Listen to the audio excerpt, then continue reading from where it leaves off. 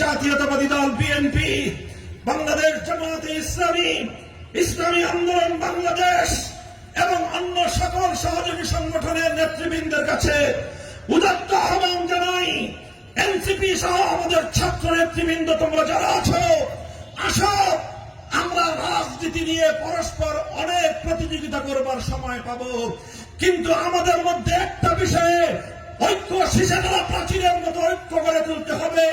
সেটা হলো আগামীর বাংলাদেশে ফ্যাসিবাদী আওয়ামী লীগের রাজনীতি পুনর্বাসন করা চলবে না।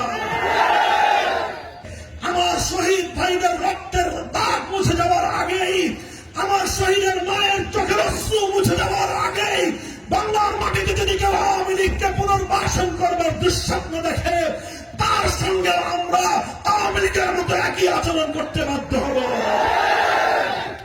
নারী সংস্কার কমিশনের বিতর্কিত রিপোর্টের পিছনে ফেলে রেখে তাদেরকে সেদিকে আপনি ডাইভার্ট করে দিয়ে তলে তলে হিউম্যান করিডোরের নামে যদি আমার বাংলাদেশের স্বাধীনতার ইজারা দিতে চান, বুকের রক্ত দিয়ে আমার মাতৃভূমির প্রতি ইঞ্চি মাটির সার্বভৌমত্ব আমরা রক্ষা করবো ইনশাআল্লাহ।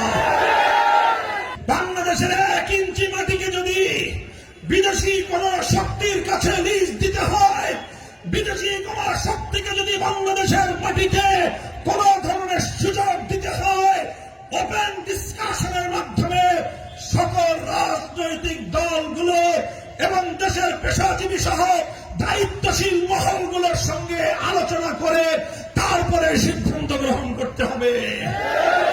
দেশের স্পর্শকাতর সেনসিটিভ ইস্যুতে সরকার যদি তড়িঘড়ি করে কোন সিদ্ধান্ত বাস্তবায়ন করার পায় তারা চালায়, আমরা বুঝে নেব ডাল মে কুছ কালা হ্যায়। শেখ হাসিনা এবং তার খুনি মন্ত্রী পরিষদ এবং তার প্রশাসনের প্রত্যেকটি খুনিকে ধরে এনে বিচারের কাঠগড়ায় দাঁড় করাতে হবে।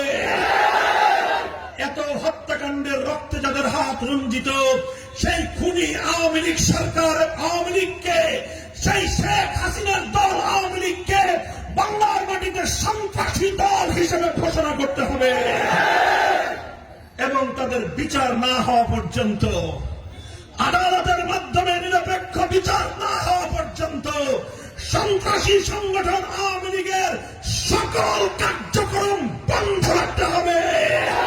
2024 সালের পর যদি আমাদের চেতনাকে, আমাদের 24-এর অর্জনকে যদি কেউ চিন্তায় করতে চায়, গোটা বাংলাদেশ জুড়ে তাদের বিরুদ্ধে প্রতিবাদ এবং প্রতিবাদ করে তুলতে হবে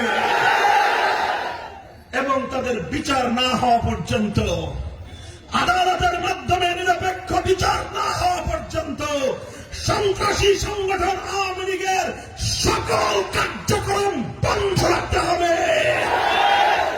আমাদের পার্শ্ববর্তী প্রতিবেশী রাষ্ট্র ভারতকে আমরা সতর্ক করি, বাংলাদেশ নীতির ব্যাপারে তোমরা তোমাদের বিগত দিনের দৃষ্টিভঙ্গি পাল্টাও।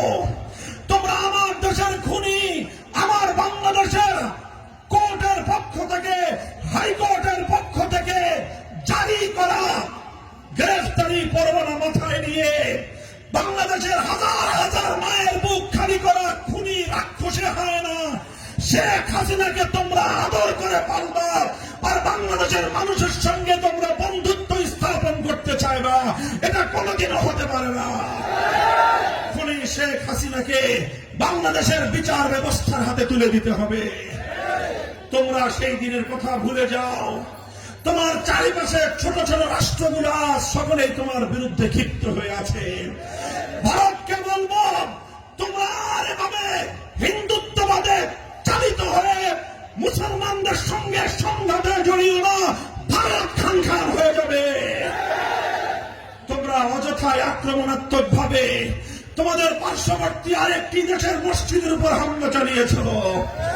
এভাবেই যদি মুসলমানদের পবিত্র সিজদাগাহ, পবিত্র মসজিদকে যদি রক্তে রঞ্জিত করা হয়, আমরা স্পষ্ট ভাষায় হুঁশিয়ারি উচ্চারণ করে বলতে চাই, ভারতের আভ্যন্তরীণ নিরাপত্তা নিশ্চিত থাকবে না।